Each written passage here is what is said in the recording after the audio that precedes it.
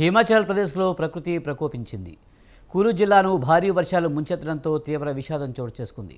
అకస్మాత్తుగా సంభవించిన cloud burst కారణంగా మాలానా నది ఉగ్రరూపం దాల్చింది. వరద ధాటికి మాలానా 1 హైడ్రో పవర్ ప్రాజెక్టుకు చెందిన కాపర్ డ్యాం పూర్తిగా కుప్పకూలిపోయింది. ఇందుకు సంబంధించిన వీడియోలు నెట్టింట వైరల్ అవుతున్నాయి. స్థానిక నివేదికల ప్రకారం ఈ జల ప్రళయంలో మలానా బ్యారేజ్ పూర్తిగా ధ్వంసమైంది. ఓ స్థానికుడు చిత్రీకరించిన వీడియోలో డ్యాం శిథిలావస్థకు చేరిన దృశ్యాలు, లోయ అంతటా చెల్లాచెదురుగా పడి ఉన్న భారీ శిథిలాలు స్పష్టంగా కనిపిస్తున్నాయి.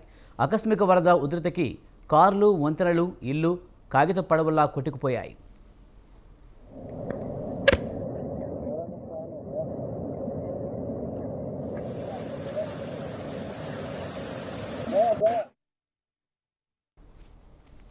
ఈ విపత్తు కారణంగా సుమారు 30 మంది వరదల్లో చిక్కుకుపోయినట్లు అధికారులు తెలిపారు.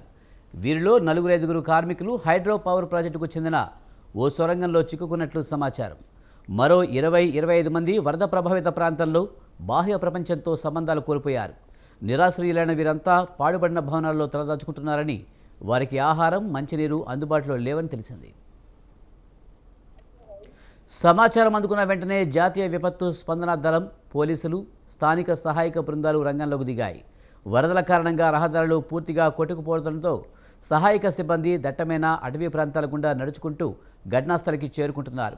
పరిస్థితిని సమీక్షించేందుకు ముఖ్యమంత్రి సుఖిందర్ సింగ్ సకు ఉన్నత స్థాయి అత్యవసర సమావేశం నిర్వహించారు.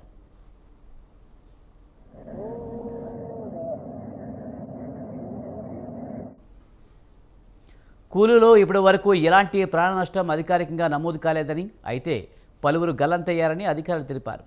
నష్టం పూర్తి స్థాయిలో అంచనా వేయడానికి సమయం పడుతుందని అన్నారు.